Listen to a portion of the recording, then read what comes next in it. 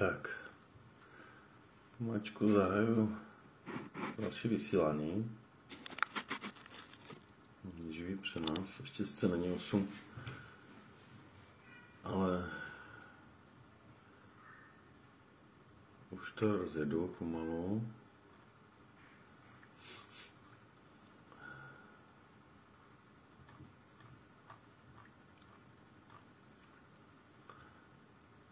No, takže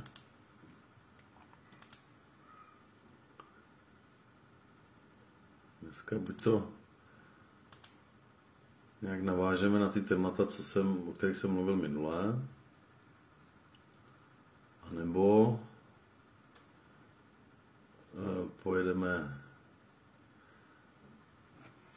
pojedu témata, které mám připravené jako v záloze. No, počkáme na těch 8 hodin na ty lidi, jestli se připojí.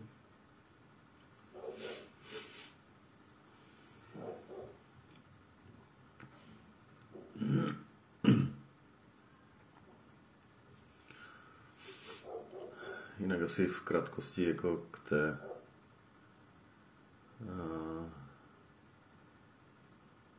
té záležitosti s Ruskem a s Ukrajinou. Nechci o tom tady dneska mluvit. Vůbec se mi to téma nelíbí, jako že bych to měl nějak jako podporovat nebo nějak to sledovat nebo nějakým způsobem se k tomu vyjadřovat. To, co jsem chtěl napsat, tak to už jsem napsal, jako ten příspěvek. A uvidíme, co z toho vyleze. Zatím mám takový pocit, že to je prostě jenom odvádění pozornosti a nějaká zase hra pár politiků, kteří si z nás dělají srandu.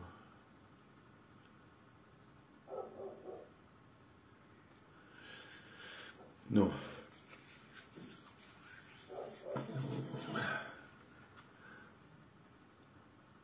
Takže mám tam dneska nachystané téma. Odvádění pozornosti médií, strašení a naskakování na strach. Strašení těch médií a naskakování lidí na ten strach. To je celkem zajímavé téma, ale říkám, uvidíme, to je to v záloze téma. Počkáme si, jestli se neozvou nějací lidi, kteří je zaujalo to minulé video a nebudou chtít pokračovat, nebo nebudou chtít rozebrat ještě něco z těch minulých témat, jako tam byla ta transformace vědomí, vnitřní kritik, nebo jak zvládat tu probíhající transformaci. Pokud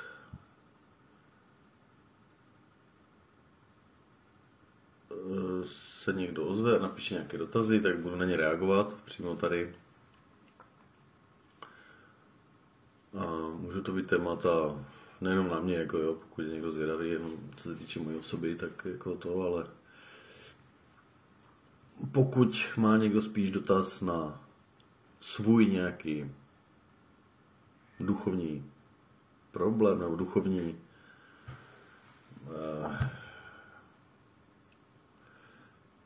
duchovní otázku, která mu nějakým způsobem leží na srdci a potřebuje něco pořešit, nebo nějak se spíš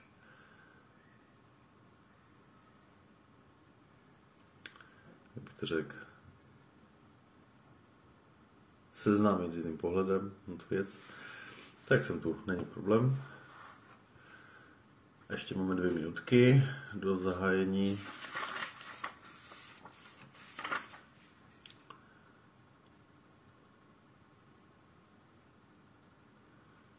Odvádění pozornosti, no, médií, to bude zajímavé téma.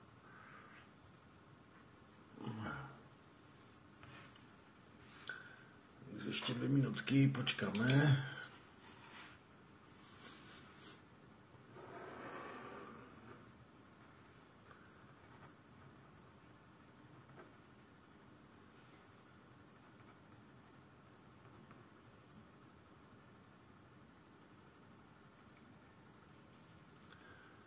No, jestli někdo už tady jste, začneme v 8, můžete pokládat nějaké dotazy nebo něco, co by vás zajímalo.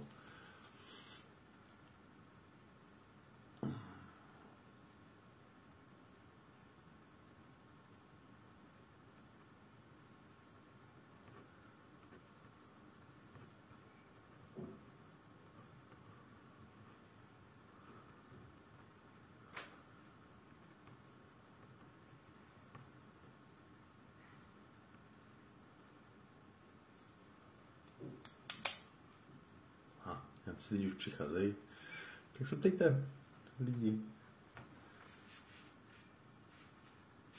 Nebo čekáte, že zase začnu s něčím konkrétním, s nějakým tématem?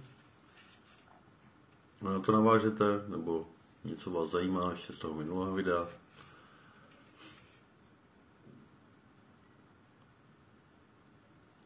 No, někteří lidi už se přihlašují, už se tam ukazují.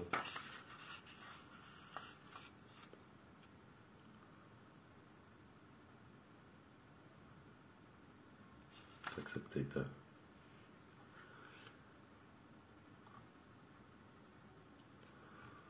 No, dotazy zatím žádné nejsou, tak co začneme? To odvádění teda pozornosti od médií. Já teda začnu, pokud se nebudete ptát, nebo pokud nepřijde nějaký dotaz v komentářích pod videem,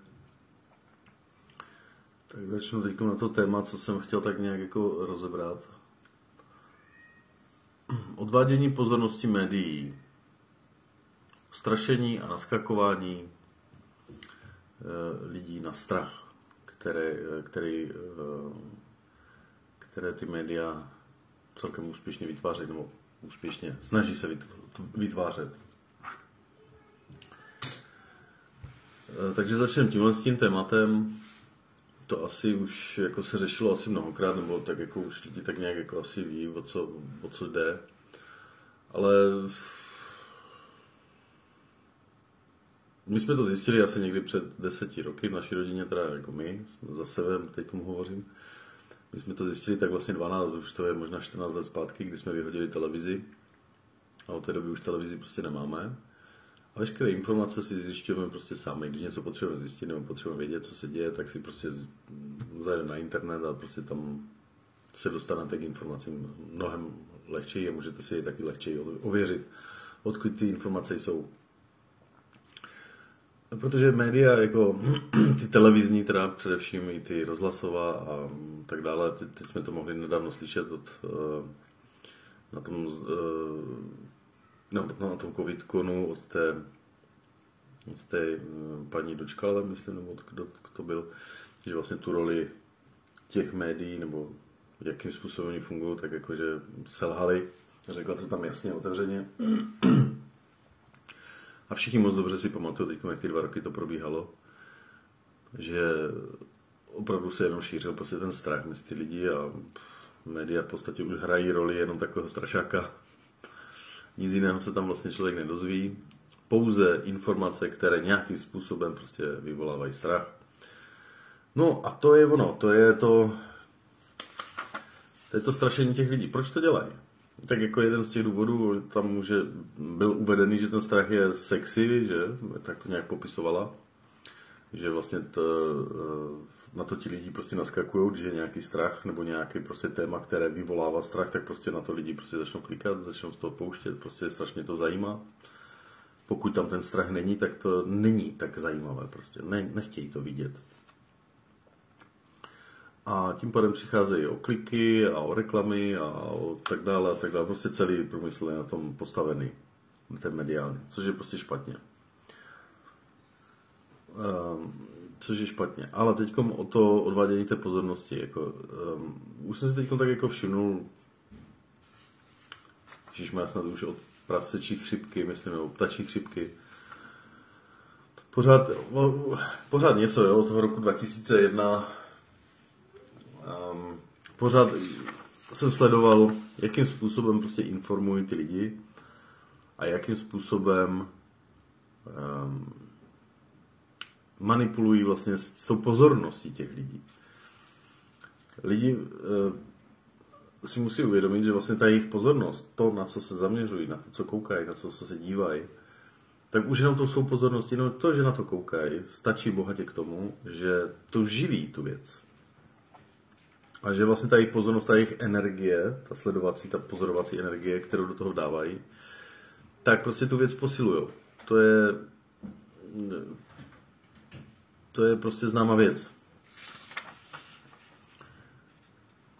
Je to jeden ze zákonů vesmíru. Prostě k čemu věnuješ tu pozornost v tom životě, tak to roste, sílí. Tak to prostě je. Snažím se tedy sám za sebe opravdu se věnovat tu svou pozornost jenom opravdu věcem, které mě nějakým způsobem obohacují nebo které mě dávají něco pozitivního. To znamená, že se koukám jenom na věci, které mě nějakým způsobem buď to něco mi dávají pozitivního, buď to mám z toho dobrý pocit, nebo mě to vzdělává, nebo mě to nadchne, nebo mě to dává pocit štěstí, radosti, lásky, prostě veškeré tyto pocity,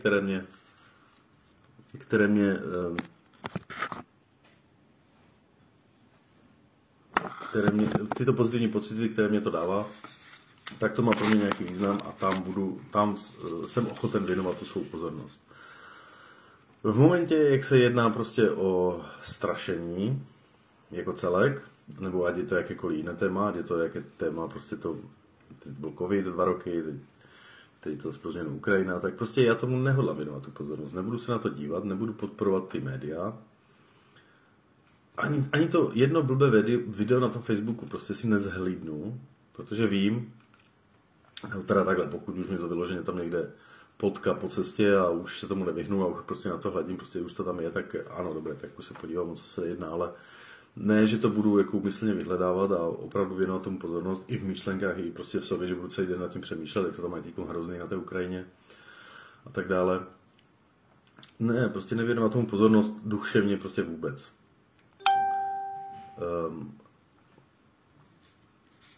A to z jednoho toho důvodu, který jsem teď tady vysvětloval, prostě to, co člověk sleduje a pozoruje, tomu věnuje prostě tu energii a tím pádem to roste.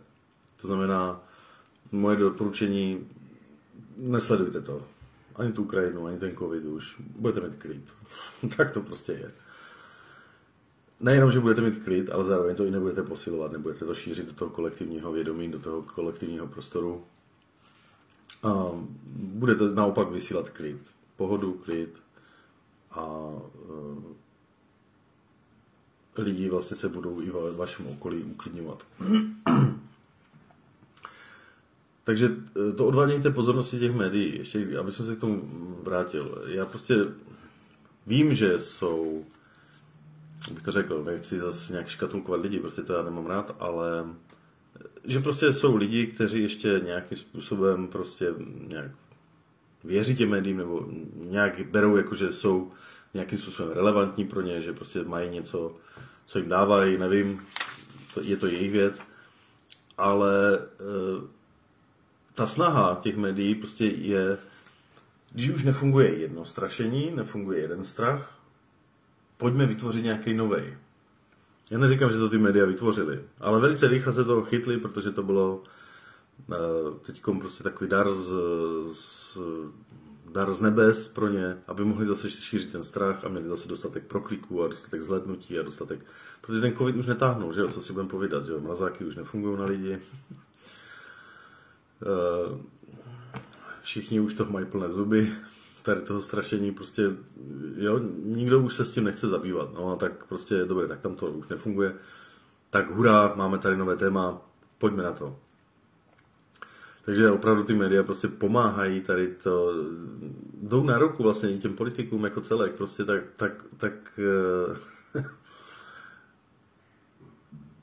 tak bez nějaké té sebekritiky, bez nějakého toho zapřemýšlení, jestli jako je to dobrý. Jasně, chápu, no, tak když prostě Rusko vtrhne na Ukrajinu, tak hurá, všichni prostě musíme tam být, že prostě, no, kdybychom tam náhodou nebyli, tak prostě budeme pozadu a prostě lidi na nás koukat nebudou vůbec, že jo, ale já osobně teda tomu pozornost věnovat nechci. Takže to odvádění pozornosti, prostě nenaskakovat na ten strach. Jo. Ten strach to je prostě... Věřím, že se tomu některým lidem prostě těžko odolává a že když cítí prostě, že tam je nějaký ten pocit nějaké toho ohrožení, takže prostě musí to sledovat, musí to mít jako pod kontrolou. Ale to je ono, to je to, co oni chtějí, abyste to měli pod kontrolou, abyste tomu dávali tu pozornost. Ta pozornost je právě už v tom, že chcete mít něco pod kontrolou. To je prostě nesmysl, pod kontrolou nemá člověk celý svůj život. Tam nemá, nikdo nic nemá pod kontrolou, ale jenom ten pocit, který to vás vyvolává, že chcete to mít pod kontrolou, znamená, že se nějakým způsobem bojíte, nebo že se lidi bojí a že mají z něčeho strach, že se něčeho obávají, že se prostě bojí. No a ten strach může být z čehokoliv, jo? To nemusí být ani virus, ani válka, může to být i strach z nějakého člověka nebo z nějaké situace z životní, prostě může to být z čehokoliv, každého to je jinak. Ale stačí jenom to, že ten člověk tomu prostě věnuje pozornost a začne to živit, přiživovat. A začne se mu to v podstatě projevovat čím dál tím více, pomaličku, z začátku, polehonku. No a pak se to začne stávat takovou tu jeho skutečnou dennodenní realitou a prostě pak to prožívá a říká si, jak je toto možné zase. Já jsem to věděl, já jsem měl pocit, že to přijde, ono to přišlo. Prostě nevěnujte věcem, které vás nějakým způsobem negativně ovlivňují, nebo které vám nepůsobí moc na vás pozitivně.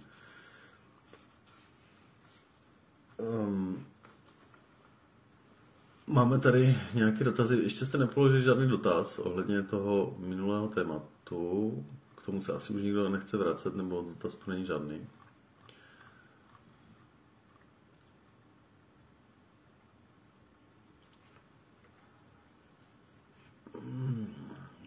Musíte pokládat dotazy, ať já to můžu na něco upřesnit. Jo? Pokud nepoložíte žádný dotaz, tak prostě pojedu jenom tak, bez nějakého zaměření. A nemusí to být úplně ono. No. Odkud se bere jako strach, nebo jak vzniká ten strach? Tak buď ho někdo účelně tvoří, děsí ty lidi účelně, to je jedna z možností. Strach prostě se dá vyvolávat v lidech, když najdete určitou stránku, která je děsivá buď to sama o sobě, anebo odkazuje na nějakou minulost, odkazuje na něco z minulosti, že už lidi třeba to zažili, nebo hovoří se o tom, že se to už dělo někdy v minulosti, nebo se něco dělo v minulosti a že to bylo takové a makové. Lidi si to potom rádi předávají, tady ty zkušenosti a mluví se o tom, jak ale tam to jsem zažil, tam to je hrozný a to nedělají a spoustu takových příkladů, které se tradují třeba i v rodinách, kdy se vytvářejí takové rodinné strachy v podstatě z nějakých záležitostí nebo z nějakých věcí, jo. To taky už popisovalo pár lidí, myslím, na internetu i s těmi zvířaty, já to vidím třeba, to byla třeba taková sranda. S takovou blbou včelou, nebo prostě fakt s tím sršněm. Všichni jsou vyděšení, prostě když vidí včelu nebo sršně, tak prostě se bojí a já si pamatuju, když to do mě vkládali prostě rodiče, nebo když jako dítě to, Ježíšmarja, pozor, sršně, no jo, tak to musí to, ten jak tě píchne, tak už se může stát Bůh ví co, už mi to tam popisovali, rozepisovali a vykládali, jak to je hrozné a jak to bolí a různý takový x věcí prostě v tom dětství, v tom životě prostě zaručené prostě zprávy o těch lidí, které prostě... Ale dnes zpětně se na to dívám, já vím totiž, že ani jednoho z těch lidí, které mi to tehdy říkali, ten sršen nebodnul. Ani ta včela, ale nebylo to tak hrozné. Když mě bodla včela, tak jako jsem neměl nikdy žádnou reakci. Ale prostě jde o ten strach. Že se prostě buď to předává takhle prostě v rodině, nebo se účelně tvoří, prostě vytváří se nějakými myšlenkovými koncepty. v různých filmech a příbězích, kdy si prostě vytvářejí hororové filmy, tam prostě se strachem pracuje velice dobře. Jako některé horory dovedou být dobré, dovedou být přínosné, ale prostě všechno to je založené na tom strašení těch lidí, kdy se snaží vyvolat nějaký ten pocit, který je pro ně nekomfortní, nebo jim dává takový ten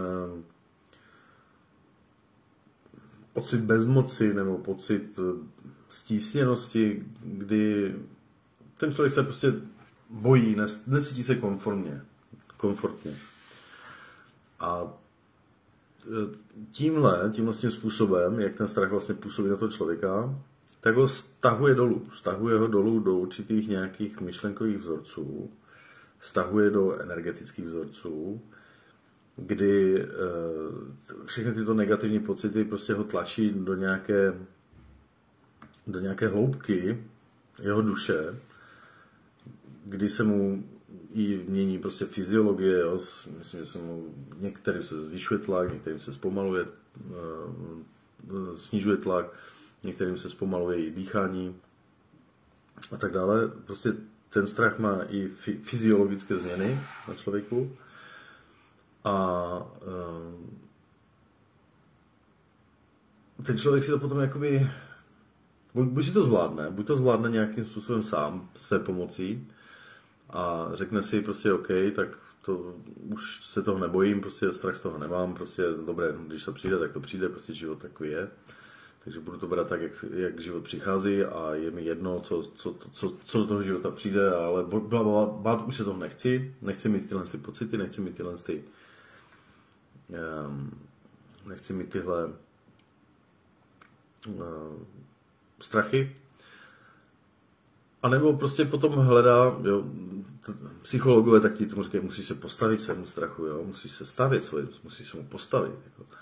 Dobré, v některých věcech a v některých situacích může pomoct to postavení se tomu strachu, obzvlášť když je nějaký prostě mimo, je to strach, který je absurdní, je to strach, který je uměle vytvořený, prostě nemá žádnou reálnou podstatu, tak tam je to na místě, protože když toho člověka tomu vystavíte a on pak zjistí vlastně, že se nic neděje, tak prostě ten strach opadne. Sice on chvilku je šoku, ale potom ten strach opadne. Ale přestane se bát, to je ten kýžený výsledek. Ale jsou ty strachy, které jako nelze úplně se jim postavit. Jsou strachy, kterým se nelze postavit čelem, že se prostě do té situace nějakým způsobem uměle dostanou. Protože se jedná o strachy takzvané hypotetické, abstraktní strachy, které se vytvářejí určitými myšlenkovými vzorci a myšlenkovými konstrukty a s tím se těžko čelí. To si ten člověk musí vyřešit, tento strach si člověk musí vyřešit prostě na úrovni duševní, v sobě, vevnitř, uvnitř, sám se sebou. A tam mu nepomůže nikdo, ani psycholog. A už ne tady ta rada, jako, že musíš čelit tomu strachu. Jak chcete čelit strachu, který je vykonstruovaný a je abstraktní, který je sestavený z nějakého myšlenkového konstruktu, který má jenom ten účel zblbnout tu mysl, zmanipulovat mysl, nebo nějakým způsobem toho člověka ovlivnit, manipulovat, cokoliv, aby právě v tomhle strachu zůstával, aby v tomhle strachu byl. To teďkom reaguju prostě na ty věci, které tady jsem mazal z začátku hodně na těch pracovnících světla, protože tady bylo spousta lidí, kteří prostě tady sdíleli příspěvky o NVO a o čipování lidí a všechny takové možné nesmysly, prostě, které tady od roku 2012 nebo 2011, já nevím přesně, kdy to začalo, ale začalo se to objevovat tak nějak kolem těch let a začalo se to tady chrlit na ty lidi ze všech stran, tak ty různé nesmysly, konspirace a všechno možný. A šlo vidět, že to v těch lidech vyvolávalo strach, obavy, prostě přesně vymyšlené konstrukty, nějaké co, kdyby tamto, ono a mohlo být a prostě snaží se vás zakročit a tohle. A pokud ten člověk není trošku vytrénovaný v tom, aby si tady ty konstrukce strachové, ty konstrukce myšlenkové dovedl prostě řešit, tak, že prostě si to zanalyzuje, podívá se na to z více pohledu úhlu a řekne si, ale to je taková blbost, víte, prostě jak může jako pár lidí jako, že zotročit jako celou planetu, jako si upadl někdo na hlavu. A spoustu dalších věcí. Je tam prostě spousta nesmyslů v tom, jo? Tam nebudem to rozebírat. Samozřejmě, všechno je možné, všechno lze na určitých nějakých úrovních a pokud tak už ten člověk trošku rozumí tomu, jak vlastně funguje ta realita, že vlastně se přesouváte přes nějaké x dimenzí, které jsou vlastně tady v nekonečném množství, ty dimenze, a přesouváte se skrz ty dimenze neustále, tak tento člověk ví, že prostě mohou existovat tyto reality, kde takhle zatročují lidstvo, nebo kde se nechá to lidstvo takhle zatročovat, ale nemusí tam být. A může být prostě v realitě jiné, kde se tohle neděje. Toto můžu se odkázat na Bashara, ten to hezky popisuje v jednom z těch svých videí. Hezky tam naléhal na toho jednoho pána, když mu tam vysvětloval o těch konspiracích, že prostě záleží na něm, kde bude, na co se naladí, nebo kde chce být. V jakých těch dimenzích chce být. Tak tam to vysvětloval hezky a prostě opravdu to pár minutové video stojí za zhlédnutí, pokud někdo nerozumí, o čem mluvím. A tam je to popsané hezky, jak to funguje, jak se to prostě mění. No, těžko to vysvětlovat člověku, protože myslí si, že ta realita, pořád je to o tom pochopení té reality. Realita jako odraz toho našeho já se strašně mění. Nevím, jak to popsat. Takhle, my, co popisujeme si takhle mezi sebou o tom, co je kde venku, tak to je nějaká společná dohoda, na které jsme se tak dohodli, že takhle to vnímáme, takhle to bereme a tohle je ten venek, tohle je ta realita, kterou máme společně domluvenou a na které jsme se společně nějakým způsobem dohodli. Ale ty osobní životy, ty osobní jednotlivé životy a ty individuality, ty jednotlivých lidí, ty jsou tak specifické a když to opravdu sledujete a vnímáte to, že prostě vy jste schopni se probudit z jednoho dne do druhého dne, jste schopen se probudit do úplně jiné reality a opravdu prožívat ten den úplně jiným způsobem, než jste ho prožívali ten den minulý. A i vám to tak připadá, a i vlastně jste na jiných místech, jste na jiných, vnímáte prostě ty změny v té realitě. Tak vám dojde, že ten Bashar prostě přesně to tak je, přesně to tak popisuje. Nehledě na to, že toto je vlastně už ověřeno i na kvantové úrovni z hlediska fyziky. Ta vlastně to jenom potvrzuje, ta to jenom dokazuje, že skutečně to tak jako je, že ta realita není jasně daná, není jasně určená a je tvárná a měníme si ji. Proto jak zase tak na začátku naléhal na ty média, že vhodné je nesledovat, nevěnovat tomu pozornost, aby prostě se to neposilovalo, protože pak se to dostává do toho vašeho života, vlastně ta realita, kterou jste posilovali, které jste věnovali pozornost. A já toto ve svém životě třeba nepotřebuji, takže já vidím, že se to děje, jakoby tady, jo? Že se to děje v té naší společné nějaké realitě, kterou my takhle vnímáme, ale neděje se to v tom mém životě, protože nebudu tomu věnovat pozornost. A jestli se to potom nějak rozdělí, nebo jestli se to, tak jak se mi ten covid v podstatě také netýkal. Jelikož pracuji z domu, takže já jsem covid to vlastně vůbec neměl. Vůbec jsme ho nějak neprožívali, nezažívali, žádné rouškování, nic, prostě toto. Takže šlo vidět, že prostě někteří si to prostě strašně moc prožívali, a protože tomu věnovali strašnou pozornost. Prostě od rána do večera prostě se o tom bavili, pořád to řešili, pořád měli potřebu to téma prostě prohlubovat, pořád to nějak řešit prostě, a tím pádem se to víc a víc dostávalo do toho jejich života, do té jejich skutečnosti, do té jejich reality samotné. Naopak ti, co se nehodlali tomu věnovat a nehodlali to nějakým způsobem řešit, tak se to vůbec netýkalo. Prostě vůbec se jich to, minulo je to jak prostě jenom taková epizodka prostě, no, zase, která zase někdo něco na chvilku vymyslel, ale prostě jenom takhle prošlo a prostě nezaznamenali to ani.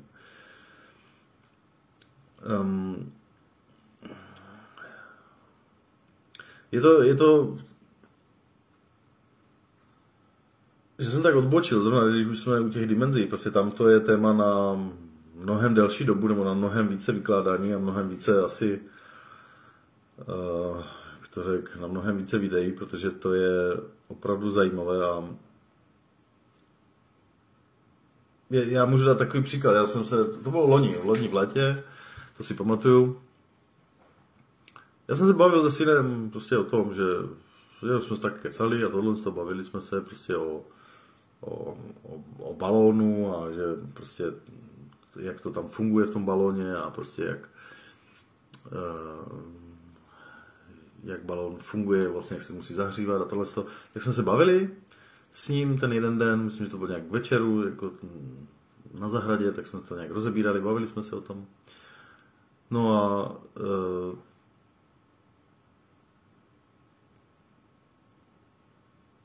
strašně ho to zajímalo, byl prostě nadšený z toho tématu, prostě bavilo ho to, prostě tak jsme to nějak ukončili. No a na druhý den jsme se dívali vlastně na druhou stranu zahrady a tam balón. Říkám, pojď se podívat, už ti letí. Balón ti letí. No největší sranda byla, že on prostě letěl přímo nad náma. On ten balón, prostě to se nikdy nestalo, ale prostě letěl přímo tady nad náma, přímo tak mávali lidi, prostě jo, tak byla sranda, tak všichni prostě z toho města tady prostě tak mávali na ně tohle. A potom přistával kousek od nás, dívali jsme se vzadu, jak potom přistával, jak se vlastně balil. A tohle. A všecko se to mohlo sledovat, mohlo se dívat, dokonce to viděl vlastně, jak tam ten balón jak zahříval a tohle. Tak jsem si říkal, to je přesně ono. Projevilo se nějaké nadšení, projevila se nějaká debata, která byla zajímavá, prostě něco jsme řešili, nějak nás to bavilo a nějakým způsobem jsme se naladili prostě a přešli jsme do dimenze, kde na druhý den prostě ten balón prostě takhle proletí nad náma a prostě tady přistane. Protože se to ještě nikdy předtím nestalo za celé 2 nebo 3 roky, co tady jsme. Balón vždycky letí někde dálce, ale tady to se nestalo nikdy. A to jsou takové příběhy, to jsou takové mini věcičky, které prostě když si uvědomíte vlastně, jak fungujou, že když se na něco nalaďujete, tak potom to přijde do toho života vám samo. Protože tomu jako věnujete tomu pozornost. Ale jsou to příjemné věci. Když se soustředíte na ty příjemné věci, na ty dobré věci, tak samozřejmě potom se vám dějou tyhle. Ale přesně to funguje i naopak. Pokud se věnujete jenom těm negativním věcem a pokud podporujete tyhle negativní věci, ať už je to strašení covidem nebo strašení teďkom Ukrajinou a Putinem, tak prostě zase si to nějakým způsobem přitahujete do života. Jo? Minimálně aspoň jako tu odezvu, to znamená, že třeba uvidíte nějaké uprchlíky prostě kolem vás probíhat, nebo já nevím, pokud tomu budete věnovat pozornost, tak třeba budou vám ti klepat na dveře, abyste je ubytovali, protože budou vám vcházet do toho vašeho života tato realita, čemu jste věnovali tu pozornost, takže doporučuji tak všem jako vykašlat se na to, neřešit to, nedívat se na to a neřešit to, neživit to prostě v té mysli. Ano, děje se to tam, dobré, konec. Hotovo, uzavřeno. Oni už si tam nějak s tím poradí, jak jedna, tak druhá strana.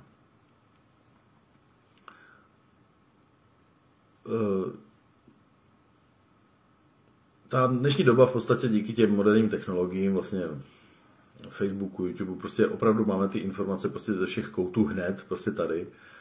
A to je tak trošku prostě problém z hlediska té tvorby vlastně toho svého života, nebo pokud lidi na to naskakují, nebo naskočí na ty informace z toho celého světa prostě a takhle nějak, kdyby prostě se to strašně zajímá, potřebuji to všechno jako vidět, prostě zaprvé nemá to žádný význam.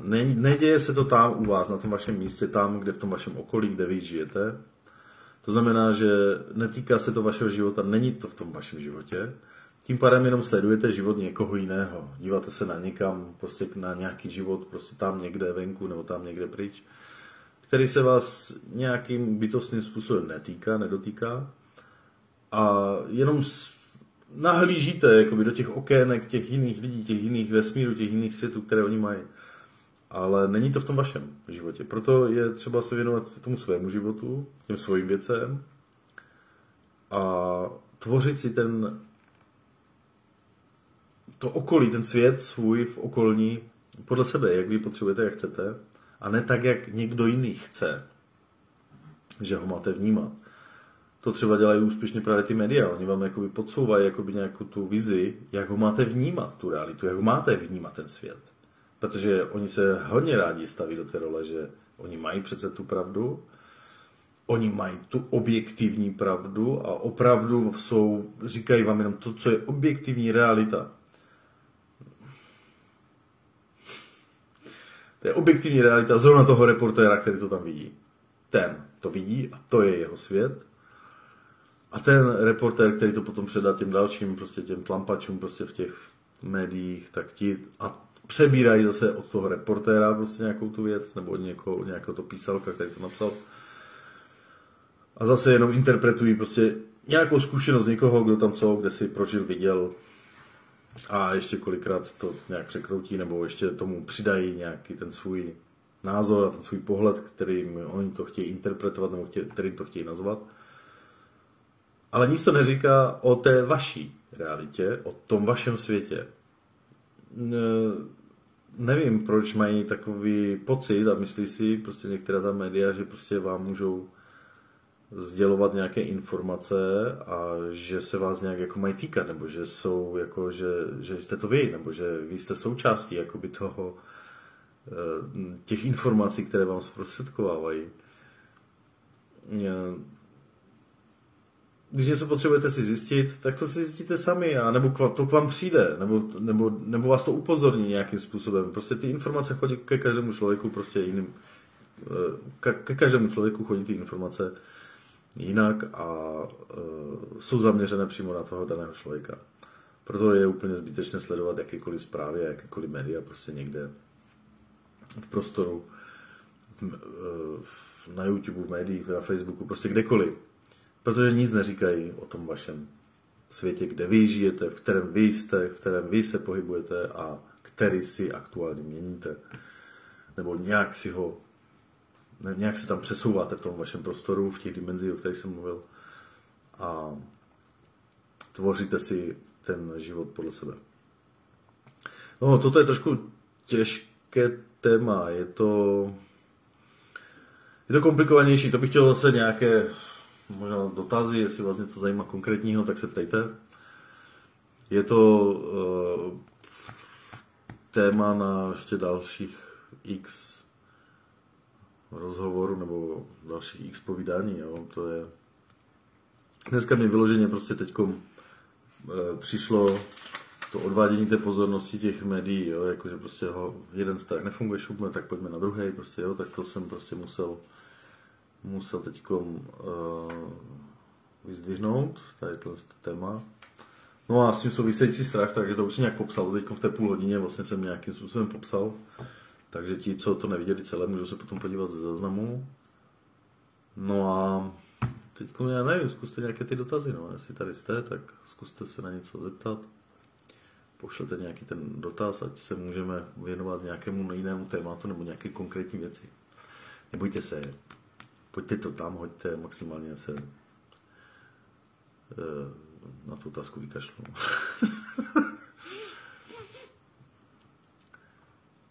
No. Nemám nachystané další téma. Máš, Jana, něco, nějaké téma? Co bys to?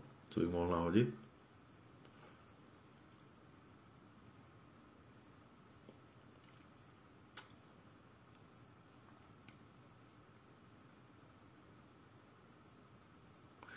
Na začátku jsem trošku hledal, jakoby, jak to uchopit, to dnešní téma, jako, tak jsem hledal trošku, jako, jak to tam, takže jsem teď otevřel, já mám takový pocit, že teď jsem otevřel x dalších témat během té půl hodinky a že jsem to tak trošku zmatlal dohromady. Ale zazněly tam určité věci, které jsou důležité, které jsem chtěl říct, ale jsou tam i věci, které jsem otevřel možná příliš brzo. Nevím. Uvidíme podle reakcí. Máš nějaké to téma? Zatím ne. Ne? Lidi, nemám téma, tak já budu muset asi skončit. Nemám téma. Už jsem pověděl, co jsem chtěl. No to minulé video, tam jsem řešil, jo, to už jsem taky říkal, tu transformaci vědomí. Je tam ještě něco, co jsem chtěl říct, ne, téma vnitřní kritiky, vzhledem probíhající transformaci, jo, a tam jsem to popsal, myslím jasně, tam jako není co. No, co ještě zmíním, co bylo zajímalo.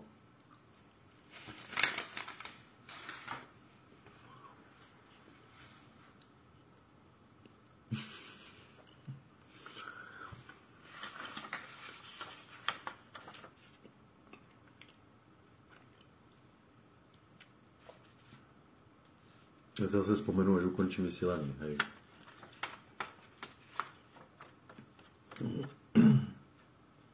Jak jsem v tom éteru, tak si nemůžu vzpomenout. Tak si nemůžu nic vybavit. No.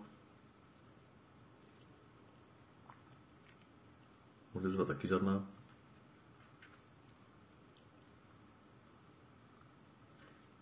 Možná bys mohl zkusit popsat, jak pracovat se strachem. To jsem se snažil popisovat. V první části tady toho s tím strachem, jak s ním pracovat, jak se ho zbavit. Já jsem říkal, že jsou strachy, kterým lze čelit. To znamená, že buď jsou ty strachy takovým způsobem nesmyslné a absurdní, že prostě stačí opravdu toho člověka jenom vystavit té situaci, aby zjistil, že není čeho mít ten strach. Ale potom jsou strachy, které jsou vykonstruovány abstraktně a vykonstruovány abstraktně myšlenkově. Tady těm strachům se blbě čelí, že toto se vyloženě musí dít na té duchovní úrovni. A že tam člověk prostě musí ten strach jako nějakým způsobem odmítnout, musí si ho nějak vyřešit sobě, musí si říct prostě, je to blbost, je to kravina, prostě odcházím od tohoto tématu, nebudu se tomu věnovat, nebo nebudu tomu strachu ho dál živit, nebudu se jim zabývat, tak prostě ho vypustím z té hlavy. Někdy je třeba, pravda, pokud je to trošku něco složitějšího, tak je třeba prostě to udělat meditaci, to znamená si zameditovat, zavřít oči, prostě dát si tomu tu půl hodinku a vyhnat ten strach, v podstatě přikázat tomu tělu, no, mysli, prostě přikázat sobě, prostě vesmíru, prostě tomu, že ten strach už nechci, že ho vyhazuji ze své hlavy, ze své mysli, ze své duše, ze svého těla, že ho prostě odstraňuji, vytahuji a zahazuji, prostě jedně tak. To jsou ty vykonstruované, ty umělé vykonstruované strachy, které lze odstraňovat tímto způsobem v té meditaci, nebo duševně si to prostě vyřešit. Kdy pochopím, že je to blbost, že když se zamyslím nad tím, co by to znamenalo, co by to všechno provázelo, takže prostě je to nesmysl a nehodlám se tomu věnovat. Nehodlám tomu věnovat tu pozornost. Já jsem to právě řekl v souvislosti s těma dimenzema, jsem právě mluvil, jak si ti lidi potom přitahují vlastně do toho života vlastně ty strachy, které nemají vyřešené, a že se jim to potom opravdu děje v té jejich realitě.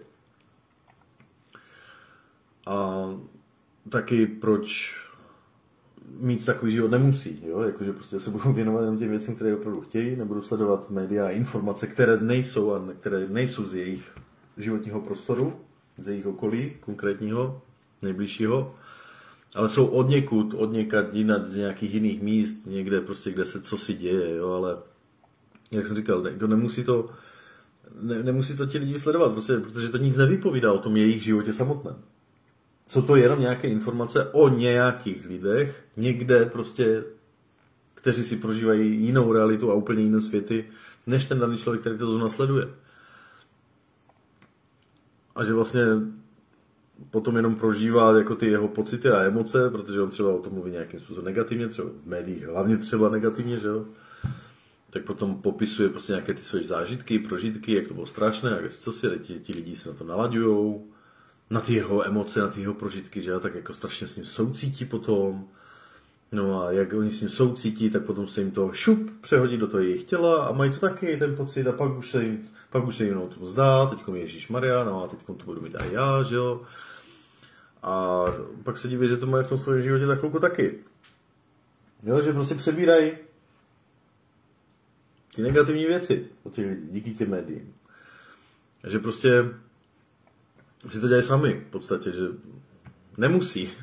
Můžou prostě sledovat věci, které nějakým způsobem obohacují a které jim přinášejí prostě nějakým způsobem pozitivní věci do toho života, ne ty negativní, no. Takže tak, no. To už jsem ale popisoval, jo, v té první části, takže já myslím, že to tam je. Kdyby byly nějaké dotazy, tak se ptejte. A třeba i potom, jak já to ukončím to video a něco vás tam zaujme v tom rozhovoru, teda v tom výkladu, tak tam napište do komentáře, co konkrétně, a já potom odpovím, nebo nějak se o tom pobavíme, třeba ještě víc, nebo to nějak rozebereme, anebo třeba to potom hodím do dalšího videa. Záleží, jak bude poptávka. No je sobota, lidi, chtěli jste to v sobotu, žádné dotazy, nic. Jo, jenom výklady dělat, to byste chtěli, že? Jenom abych dělal výklady, monology. Dotazy žádné, já nevím. Nechci dotazy dělat. Nechci pokládat dotazy. Tak.